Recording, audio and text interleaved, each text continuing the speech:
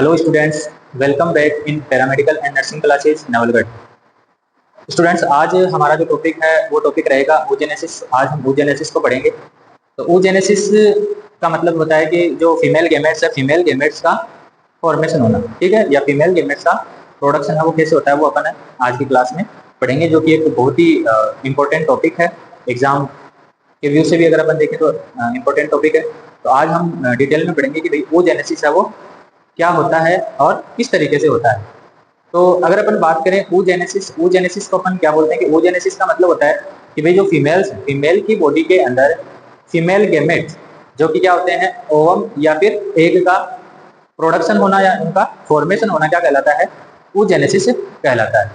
अब अगर अपन बात करें कि भाई फीमेल की बॉडी में ये कहाँ पर होता है, तो अपन बता सकते हैं कि फीमेल की बॉडी में ये कहाँ पर होता है, ओवेरी के अंदर है वो ओवम का प्रोडक्शन है वो होता है, ठीक है। अब अपन अगर बात करें कि जो फीमेल्स हैं उनके अंदर oogenesis की जो प्रोसेस है वो कब स्टार्ट होती है, तो oogenesis की जो प्रोसेस है वो फिटल लाइफ के दौरान है वो स्टार्ट होती है और फर्टिलाइजेशन पर क्या होती है, समाप्त होती है। मतलब अगर अपन समझना चाहें तो अपन बता सकते हैं कि जैसे कि मान लो कोई एक फीमेल है, ठीक है, जिसके अंदर प्रेगनेंसी है और उस फीमेल के वोम्ब में जो फिटस डेवलप हो रहा है वो क्या है, एक वुमन या गर्ल्स चाइल्ड है। तो उस गर्ल्स चाइल्ड के अंदर फिटल लाइफ के दौरान ही जो oogenesis की जो प्रोसेस है वो स्टार्ट हो जाती है। और जब फर्टिलाइजेशन होता है तो उस फर्टिलाइजेशन के बाद में है oogenesis की जो प्रोसेस है वो समाप्त होती है। तो अगर अपन इसको डिटेल में पढ़ना चाहें तो अपन इसकी जो फर्स्ट अपन इसके बारे में देखेंगे, इसकी है वो डेफिनेशन कि भाई जो oogenesis है, oogenesis की डेफिनेशन है वो क्या होती है। तो फर्स्ट अगर अपन पढ़े इसकी डेफिनेशन, तो डेफिनेशन क्या है, अभी मैंने बताया था कि भाई ओवेरी के अंदर, ठीक है, ओवेरी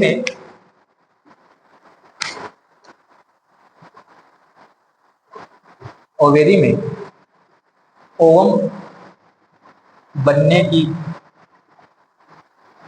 प्रोसेस को oogenesis कहते हैं, ठीक है। तो सिंपल सी डेफिनेशन है, ओवेरी में ओवम बनने की जो प्रोसेस है उस प्रोसेस को अपन क्या बोल रहे हैं, oogenesis कहते हैं। अब अगर अपन oogenesis को समझना चाहें, मैंने भी बताया कि जो oogenesis की जो प्रोसेस है वो फिटल लाइफ के दौरान वो स्टार्ट हो जाती है। तो कैसे, देखिए अपन इस डायग्राम के थ्रू या जो फ्लो चार्ट अपन ने बना रखा है इसके थ्रू अपन इसको समझेंगे।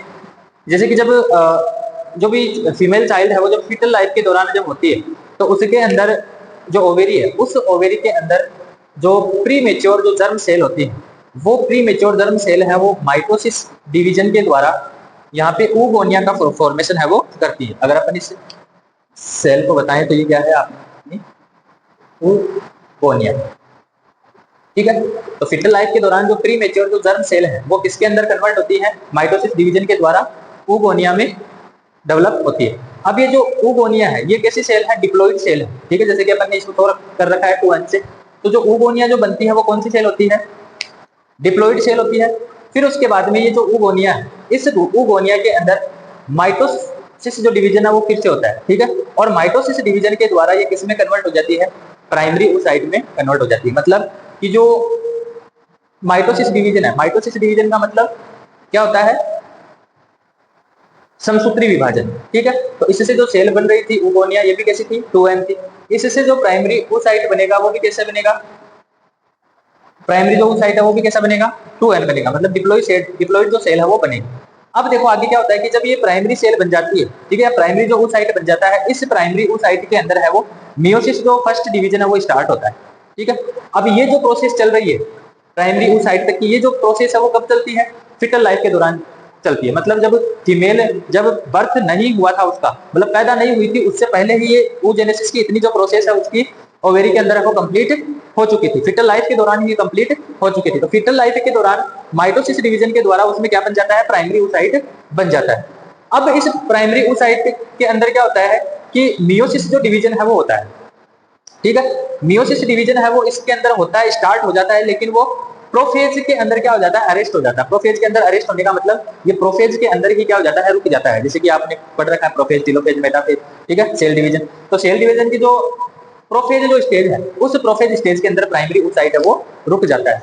ये जो इतनी स्टेज, ये इतनी जो फेज है, ये इतनी जो फेज है वो कब चलती है, फिटल लाइफ के दौरान है वो चलती है। मतलब जब फिटस यूट्रस में थी तब उसके अंदर प्राइमरी oocyte बना था और प्राइमरी oocyte बनके उसमें जो मियोसिस जो डिवीजन है फर्स्ट है वो स्टार्ट हो चुका था, लेकिन वो मियोसिस फर्स्ट डिवीजन है वो कहाँ पे रुक गया था, प्रोफेज के अंदर है वो अरेस्ट हो चुका था या प्रोफेज के अंदर है वो रुक जाता है।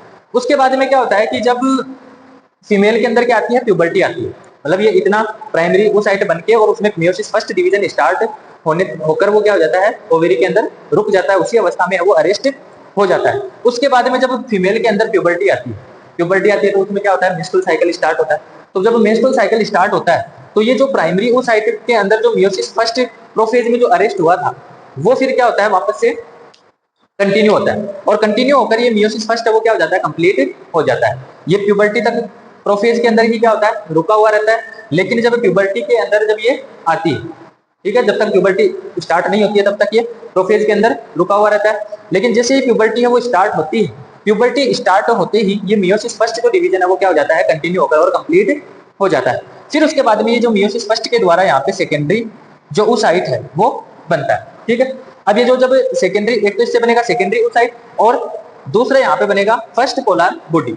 अब इसमें क्या होता है कि फर्स्ट पोलर बॉडी और सेकेंडरी oocyte का मतलब इसमें जो डिवीजन है वो कैसा आ रहा है, मियोसिस डिवीजन हो रहा है, मतलब अर्धसूत्री जो विभाजन है वो हो रहा है। अब पोलर बॉडी और सेकेंडरी oocyte के अंदर डिफरेंस क्या है कि जो सेकेंडरी oocyte जो बनता है उसकी तो साइज है वो क्या होती है, लार्ज होती है, और जो पोलर बॉडी बनता है उसकी जो साइज है वो स्मॉल होती है। क्यों होता है, क्योंकि जब ये डिवीजन होता है तो ये अनइक्वल डिवीजन होता है।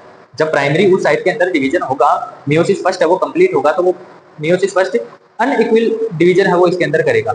अनइक्वल डिवीजन कैसे करेगा कि ज्यादा जो साइटोप्लाज्म है वो तो किसके अंदर आएगा, सेकेंडरी oocyte के अंदर। तो जिस साइड में ज्यादा साइटोप्लाज्म और सेल की जो साइज है वो बड़ी होगी वो तो अपनी होगी सेकेंडरी oocyte, और जिस साइड में साइटोप्लाज्म कम और जिस सेल की साइज है वो कम होगी वो अपनी कौन सी रहेगी, फर्स्ट पोलर बॉडी रहेगी, ठीक है।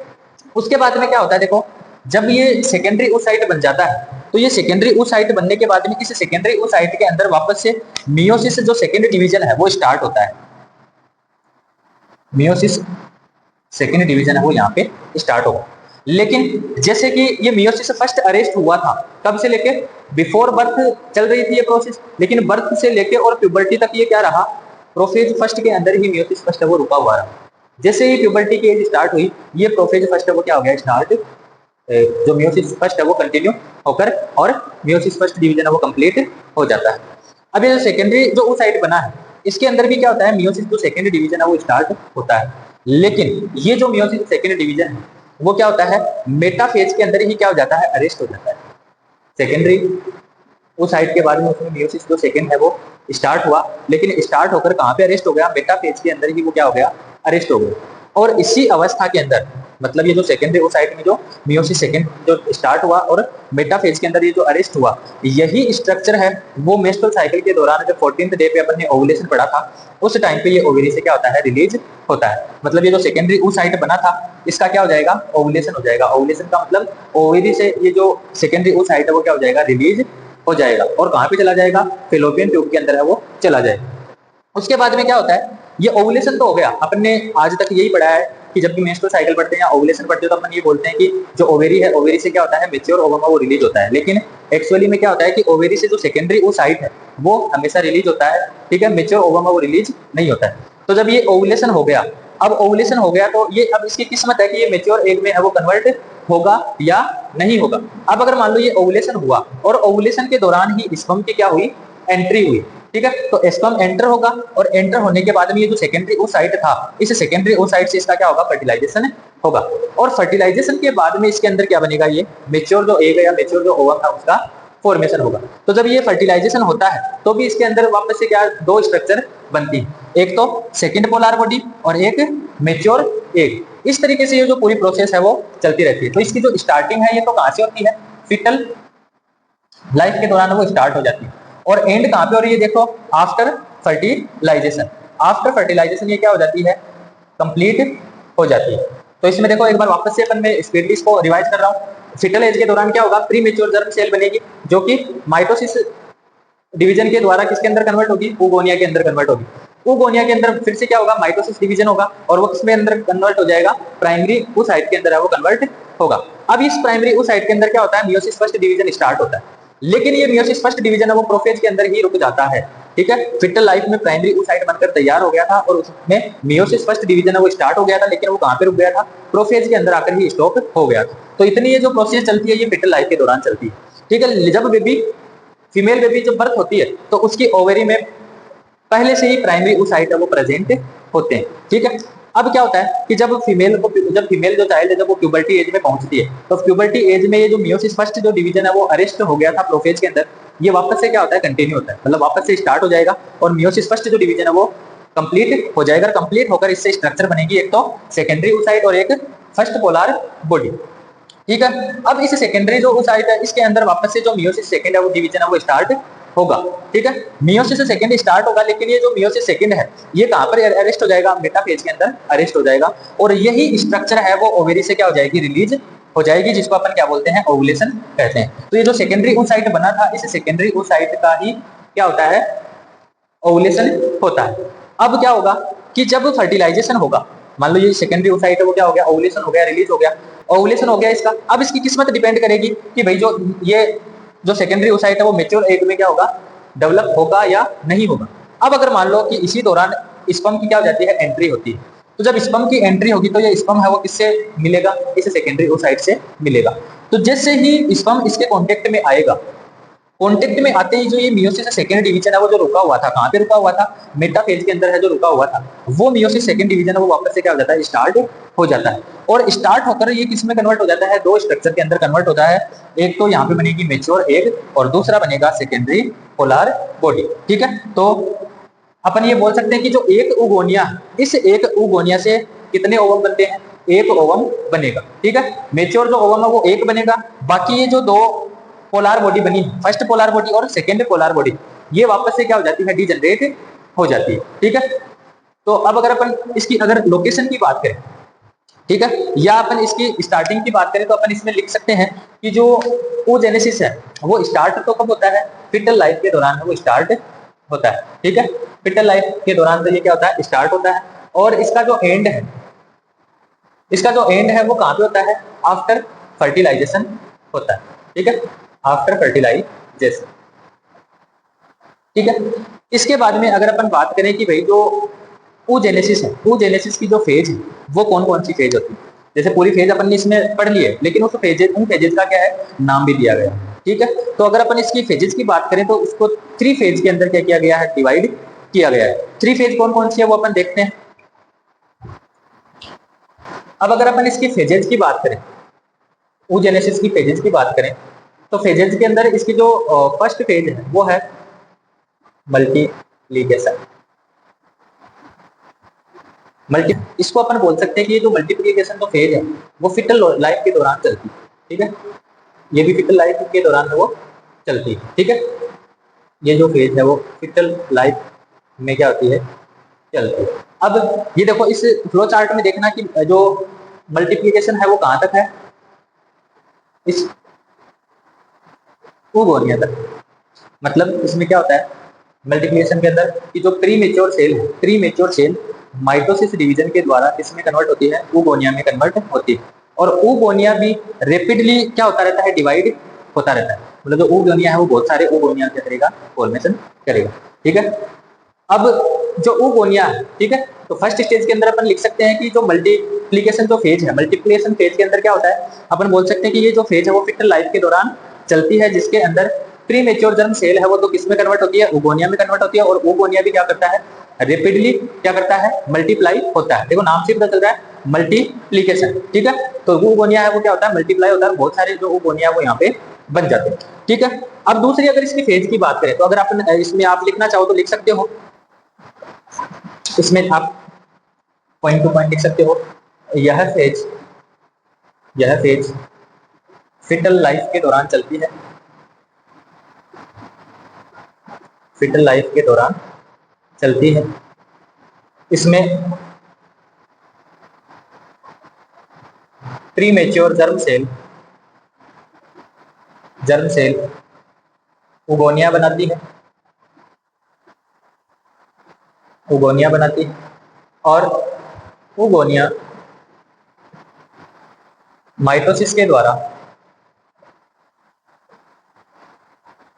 रैपिडली डिवाइड होते, ठीक है।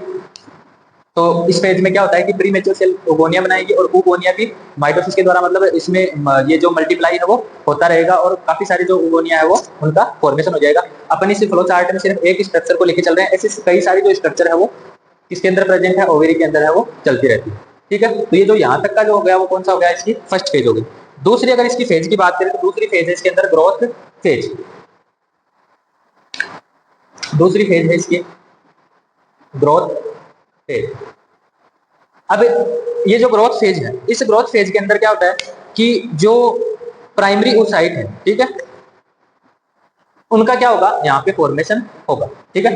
तो जो ग्रोथ फेज है इसके अंदर अपन बता सकते हैं ग्रोथ फेज कहाँ पे चलेगी कि जो ऊगोनिया है, ऊगोनिया माइटोसिस के द्वारा फिर क्या बनाएगा, जैसे कि ये एक ऊगोनिया है, इस एक ऊगोनिया में वापस से क्या होगा, माइटोसिस होगा और माइटोसिस से ये क्या बनाएगा, प्राइमरी ओसाइट बनाएगा और ये प्राइमरी ओसाइट है वो कहाँ पे अरेस्ट हो जाएगा, प्रोफेज के अंदर है वो अरेस्ट हो जाता है। तो ये जो फेज चलती है इस फेज को अपन बोलते हैं, तो ये तो फेज कौन सी हो गई, मल्टीप्लीकेशन। इतनी तो इस फेज के अंदर क्या चलेगा, इस फेज के अंदर होता है कि जो ऊगोनिया है, ऊगोनिया प्राइमरी ओसाइट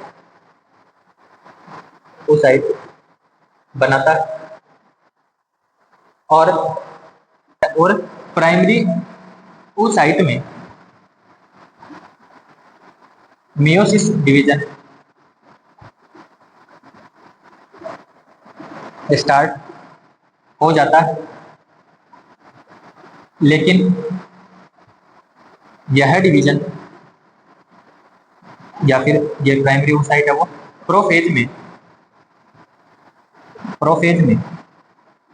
अरेस्ट हो जाता, मतलब कि जो ये ओगोनिया है वो क्या बना देगा, प्राइमरी ओसाइट बना देगा और इस प्राइमरी ओसाइट में मियोसिस फर्स्ट है वो क्या हो जाएगा, स्टार्ट हो जाएगा, लेकिन ये मियोसिस जो फर्स्ट है वो किसमें अरेस्ट हो जाएगा, इस प्रोफेज के अंदर है वो अरेस्ट हो जाएगा। तो यहां तक की जो ये फेज चल रही है ओगोनिया से,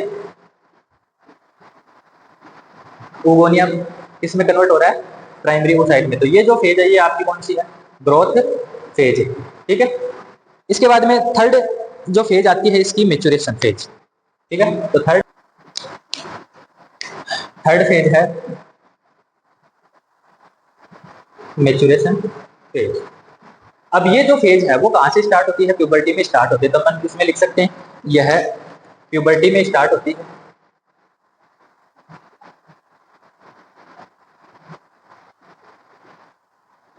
अब इसमें काम क्या क्या होगा, क्योंकि इससे पहले की जो फेज थी उसमें क्या हुआ था, ये जो प्राइमरी ओसाइट है इसके अंदर मियोसिस फर्स्ट डिवीजन स्टार्ट हो गया था, लेकिन किसमें अरेस्ट हो गया था, प्रोफेज में आई अरेस्ट हो जाएगा, ठीक है। तो अब ये जो मियोसिस फर्स्ट है ये किसके अंदर कंप्लीट होगा, इस मैच्योरेशन फेज के अंदर है वो कंप्लीट होगा। तो अपन बोल सकते हैं कि जो प्राइमरी ओसाइट है, primary oocyte primary oocyte meiosis first complete करता है और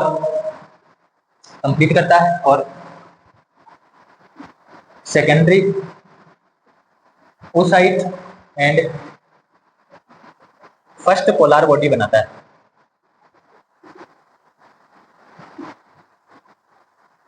सेकेंड के अंदर फिर उसके बाद में क्या होता है कि ये जो सेकेंडरी ओसाइट है, इस सेकेंडरी ओसाइट के अंदर क्या होता है, मियोसिस सेकेंड स्टार्ट होता है और मेटाफेज में अरेस्ट हो जाता है, ठीक है। और यही स्ट्रक्चर आगे इसमें लिख लेना और सेकेंडरी ओसाइट लिख लेना, या फिर सेकेंडरी ओसाइट का ओवुलेशन हो जाता है। सेकेंडरी ओसाइट का क्या हो जाता है, ओवुलेशन, मतलब ये ओवरी से क्या हो जाएगा, रिलीज हो जाएगा। उसके बाद में क्या होगा, जब ये ओवुलेशन हो गया और यदि मान लो कि इससे क्या हो जाता है कि जो स्पर्म है या इसका फर्टिलाइजेशन हो गया, तो इसमें जो मेटाफेज जो मियोसिस सेकेंडरी जो डिवीजन है जो स्टॉप हुआ था या अरेस्ट हुआ था वो वापस से क्या हो जाएगा, स्टार्ट हो जाएगा। तो अपन इसके अंदर लिख सकते हैं, यदि सेकेंडरी ओसाइट का फर्टिलाइजेशन हो जाता है तो मियोसिस सेकेंड